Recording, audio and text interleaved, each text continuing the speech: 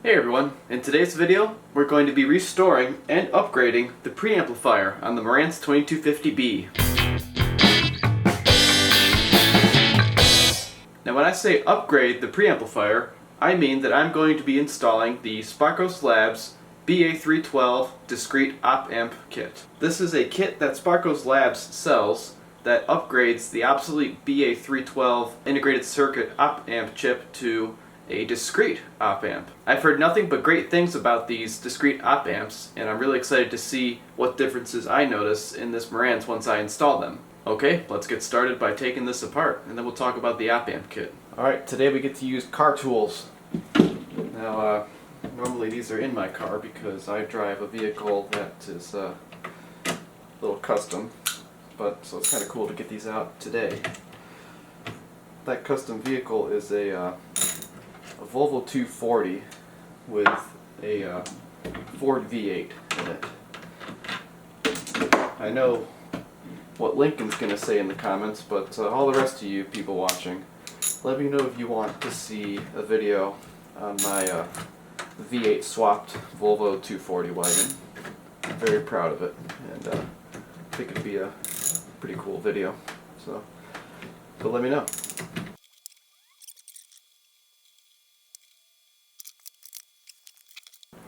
Looks like we've got 4 more Phillips head screws with these little brackets right here. And then, right up here is your connector. Just very carefully, since this is 50-year-old plastic now, pull the pins back and free it. Our connector's off, and now we're running into a slight issue here. We need to also remove the Phono preamp right here. I'm going to go lower, because as we come out, we're kind of running into it. There you have it, folks. One preamplifier board, fresh out of 2250B. That was so easy. I love these connectors here. It just makes everything so easy. Alright, so let's get to work on this thing. Now everyone loves unboxing videos, right? So let's just unbox our Sparkos Labs BA312 kit right here. So you see it comes with a nice little picture here. You know, the dog. The dog thanks me, so you know that's important. That makes me feel good about my purchase. It comes with instructions. See, this kit works on 2250, 2250B, and also 2265, 75, 85, 2325, and 2330. So basically the BA312 chip is present on all these models, so this kit can be used on any of these Marantz receiver models, so that's kind of cool. And Sparkos also makes different chips for different amplifiers too. Check out their website to see their product offerings. But yeah, these are the instructions. It just wants me to remove some capacitors, remove some resistors, and after that you just install your new guys here. So let's see what's actually in the kit here. We open it up, we see we have a Marantz install kit. We have our Nichicon KA capacitors in here. I talked about those in my last video. Those are really good for audio. Nice packaging. And here it is. This is what we're paying for right here. This is the BA312-M for Marantz receivers. So these two guys right here, these are your BA312 chips, and these guys are going to be replacing those chips. These are op-amps, and this is a discrete op-amp. I'll link a video in the description where the owner of Sparkos Labs explains why the discrete op-amp is better than a normal op-amp. Really good information in there. I highly recommend you watch that so you get a better understanding of why we're doing what we're doing here and the beauty of modern electronics. You know, we've come a long way in the last 50 years, so there's going to be better options for a lot of these parts these days. Anyways, so all I'm going to do is I'm going to follow the instructions right here, and I'll get these put in here. So I guess I'll start a time lapse or something.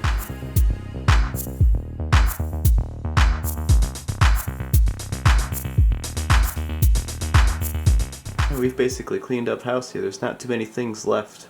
So now it's time to remove the actual BA312 chips and get the new discrete op amps installed. Okay, so there's your old chips right there. So now it appears we are ready to follow step 2 on the instructions. Step 2 is first install the new chips using pin 1 to pin 1. So this is pretty important. You don't want to install these backwards. They can go in two ways. So pin 1 on these guys is actually this little circle next to R2. Maybe you can see that. I don't know. Doing my best with the camera. That's going to be pin 1. So we'll put the little circle near R2 is pin 1. We'll put that on pin 1 on the board here. And look at that, it drops right in. So I'm going to take a little bit of care here to make sure that I'm able to solder this straight. So I think what I'll do is I'll do something illegal first. I'll take a little tiny bit of solder, kind of like this. I'll come over here and then just get it on one of the pins, just so it's stable. See, that's a bad solder joint, but it's stable. So now I can bend it so it's straight, and I can go and get the rest of the joints, and then I'll come back and fix that bad one that I just made. Okay, there we are.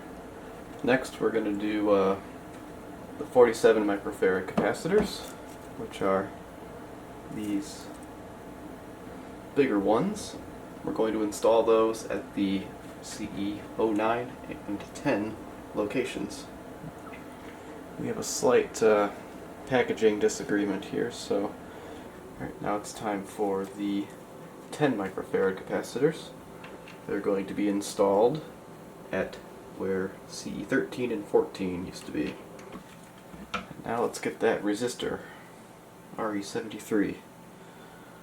I'm going to take these little ceramic feeling things and put them on the new resistor before I drop it in. And then I'm going to check my work. I see that I accidentally desoldered something there, so I'll go back and fix that. But other than that, my solder joints all look pretty good. I probably could have done a better job with these capacitors. Probably, in fact, I might go back and do a better job because this doesn't look very good. Yeah, go ahead and berate me on these, but you know what? No one ever looks at this board and it's going to work. So, okay, so that concludes the Sparkos Labs BA312 Upgrade kit part of this video. If you want to skip to the results and you don't care about everything else I'm about to say, there will be a timestamp in the description. Now, for those of you who have been watching this restoration or want to know what else you can do to restore this board, I'm going to be replacing these TO92 transistors because guys like these, after a long time, they're known to get noisy. So we're going to want to replace those with modern equivalents. And we're also going to be replacing these remaining electrolytic capacitors and these 4 blue tantalum capacitors you see in there. We're going to be replacing these blue ones with some film capacitors, like this. These electrolytic ones will be replaced with some bipolar electrolytics. And I've got some bad news. I fell for the thing in the service manual again where and when you look at a Marantz service manual, it'll give you the spec for this capacitor, but what they won't tell you, you can see that it says BP on those capacitors there. And what that means is bipolar. So you can't just replace those capacitors with a traditional electrolytic like this one, because traditional electrolytic capacitors have a polarity. And when I went through and made sure I had all the parts, I looked at the service manual, saw 4.7, so I have 4.7 electrolytics, and said okay. But what they don't tell you ever in the service manual is that sometimes they're bipolar. And unfortunately, I only have one. I know, it's a very sad day here in Fix-It, so I'm going to have to come back and get these later, which is not a huge deal because of how easily this thing pops out of the receiver. For this video, I'm going to leave these alone, but later on, off camera, I'll come back and get these replaced with the proper part once I have it. Alright, let's get to replacing some capacitors.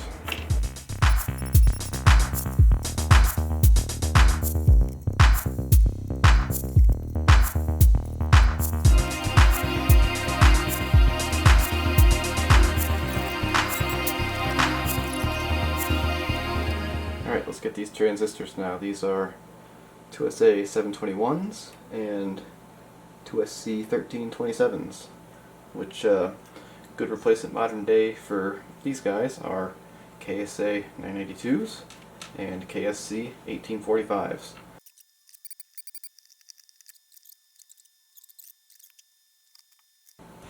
And there you have it. One restored preamplifier board on a 2250B, with the exception of these guys, which I don't have. And sometimes people replace these, but I don't see much of a point. They're pretty good as is. This job wouldn't be complete without us taking the opportunity to clean these pots and these switches here. So to do that, most people watching this know already, but we're going to use DeoxIT. Alright, now DeoxIT is the best because not only does it clean, it lubricates. And it provides, this D5 here, it's got 5% stuff that sticks around, so there's so the switches don't destroy themselves, basically. Trillions of videos on these products out there. I'm not gonna talk about them too much, but for this guy here, you can see very clearly the contacts for the switches here. You can see them moving around. So we're going to use the DeoxIT. We're going to get both sides of this and make sure it's good on here. Not bad, not bad. Then we got a few drips here, but the solvent stuff will evaporate, and it's not a huge deal.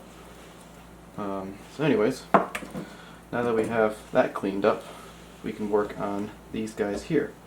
I don't know exactly what's going on inside of these pots in particular. They might not be metal on metal. I'm not sure how the contact works, but regardless, I don't think it's going to hurt to use this, even if this is better. We have little holes right here that we can get our cleaner into, and then underneath also there's openings, so it's going to be a little bit of a challenge to get these guys, but over here we've got a good opening. And now, let's bring up something else that's very important along cleaning. While you're in this state, take a look at the receiver. Since we have the receiver in this state, this board is out of the way. There's a little metal shield right here that we're going to be able to remove with some screws on the front faceplate here. And once we do that, we're going to be able to slide this little secondary metal piece out of the receiver. Might have to take off the volume knob, which is okay. This little guy out here. There we go. And then you can slide this right out. You have wonderful access to all your push buttons right there. Then up there, same deal. Excellent access to all of that. So I think I might get the receiver on its back, clear some of this junk out of the way, and clean it that way. I guess I'll just use DeoxIT right here. For the buttons, there's a little tiny hole you'll be able to see. All you gotta do is just spray some stuff in there, and it'll find its way around the switch.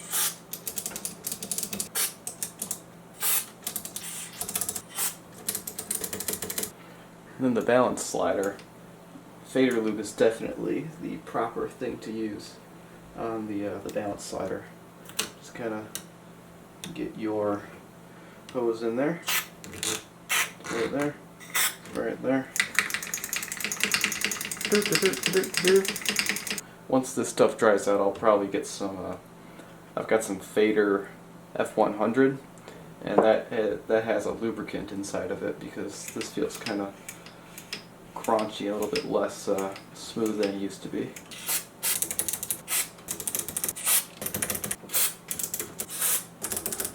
And then I'll use DeoxIT on this thing because I know it's metal on metal.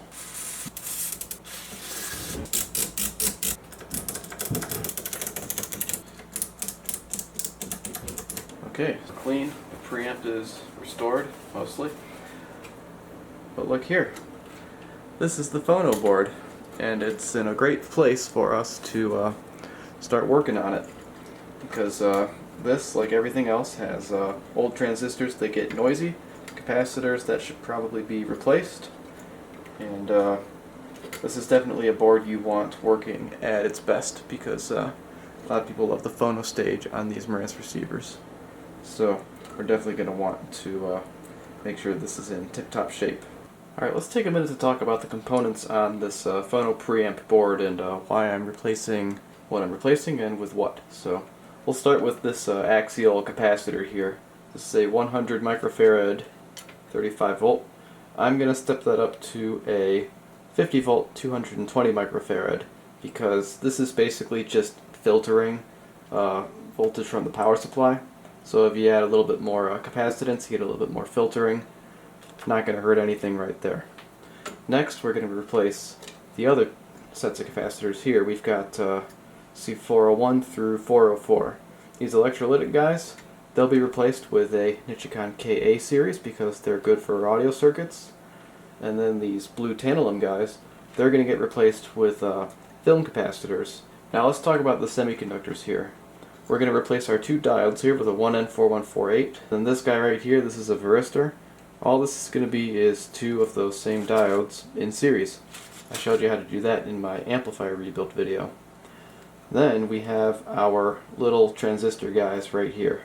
Now if you look at the service manual, each one of these is a slightly different part number.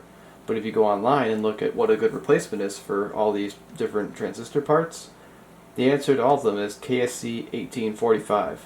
So, without further ado, I'll start getting going on these guys here.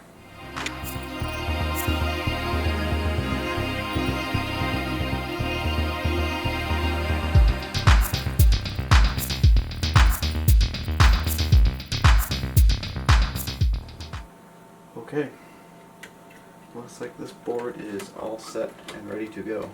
Not going to put it back just yet because while it's loose, I'm going to reinstall the preamp board. I'll be able to get it in without issue. Yeah, they really had to use 3 different size nuts on here, didn't they? Well, there you have it. I think we're ready to run a test. Okay, so I'll get this on the dim bulb because we've been quite a few places. There might be a short somewhere in the receiver. So we'll turn it on. And we'll see if we get a bright light in the dim bulb. We do not. We get a relay click. That's very good. I don't see any smoke yet. Hasn't been any smoke yet in this rebuild. That's always a good thing. So at this point, I think I'll hook up my speakers and I'll see if we get sound out of each channel. Turn the volume down. Let's turn on the speakers. Silence. That's exactly what you want. Let's see if we get sound. Yes.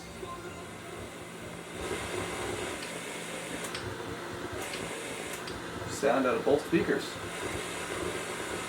It's excellent.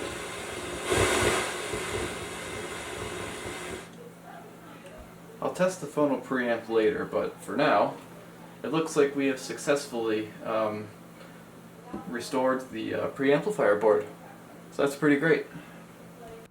So for this next part of the video, we're going to be actually looking at graphical representation of the differences we can see between the original BA312 and the BA312-M discrete op amp. The use of this software came as a suggestion from somebody in the comments. Leonid, thank you for suggesting I check this stuff out. It's pretty cool to see some graphical representations of these parameters here. I'm not exactly familiar with what they all mean per se, but I will show the graphs so those of you who are familiar can take a look and come to your own conclusions. So this is a software called RightMark Audio Analyzer. And what it does is it basically puts a sound through an amplifier and then it takes a look at what's coming back out of the amplifier. So what I've done here is I would just hit run test and then it makes all these noises. You can probably hear them. I'm going to turn that down in the editing so it's a little bit quieter, so I'll just talk over it a little bit.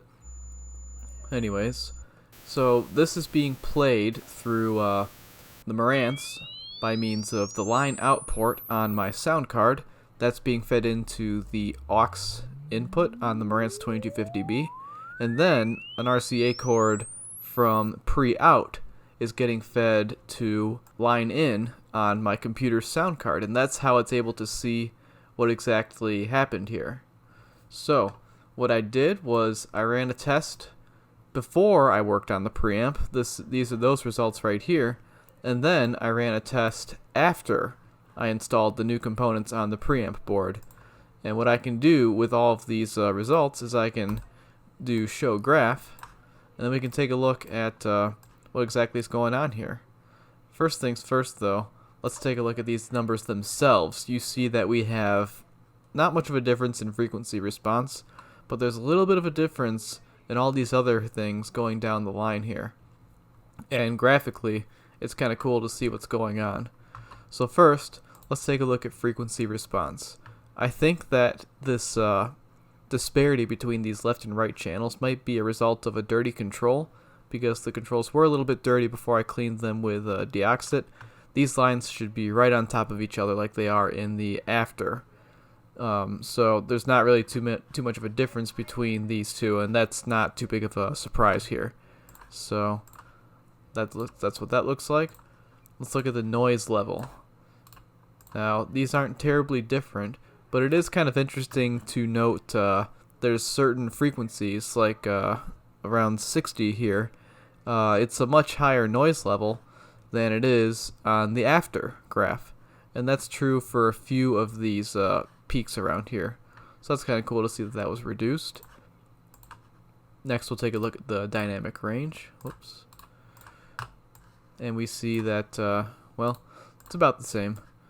But there are some areas here where things are kind of quieted down a little bit. Like, again, at 60 hertz. Something's going on at 60 hertz in this amplifier. Maybe somebody in the comments can point out what that exactly means. Same thing with 1000 hertz. But that's what those look like.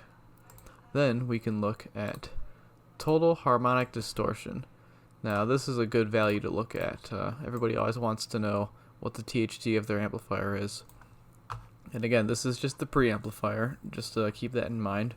But we can see that THD has been reduced as a result of using these new components on this preamp board, especially right here at 60 hertz. It's much lower. Same thing with that 180-ish around here too. And these peaks are all, everything on here is just lower. We're overall better with the new components here. Intermodulation distortion plus noise, that's about the same, not looking terribly different here. Stereo crosstalk, this one looks a little bit different. I'm not really sure what these graphs mean per se, or what a good stereo crosstalk graph is supposed to look like, but down here in the low frequencies we see a massive difference between the old and the new. These lines are much smoother, they're connected much more closely, whereas over here it's kind of jagged. I don't really know what the heck's going on over there. Then lastly, we'll look at intermodulation distortion plus noise in swept frequencies. And we can see that, again, basically the same or similar, but what's interesting is the graph here, it kind of starts to increase. There's a little bit of a slope there between like 4,000 and 8,000, but over here there's no slope, it's mostly flat. So I'm not really sure what that means, but anybody who has a good idea of what all this stuff means, you can let loose in the comments and say whatever you want to say. So that's the results of the RightMark audio analyzer playback test. So that concludes this video. The preamplifier has been upgraded and restored with the Sparkos Labs discrete op-amp and brand new capacitors and transistors all around. The Phono preamp has also been restored. It's got brand new transistors, brand new capacitors, and brand new diodes. We should see a pretty good increase in performance and listening pleasure as we get this thing ready for its final test. Next video I'll be completely putting this back together, and I'll have some before and after sound recordings of actual music being played through the speakers before and after restoration. So with that, thank you so much for watching. Thank you to all the new subscribers and everybody in the comments who's been calling me out on things I might not know much about and helping me learn more and more every day. I'll see you in the next video.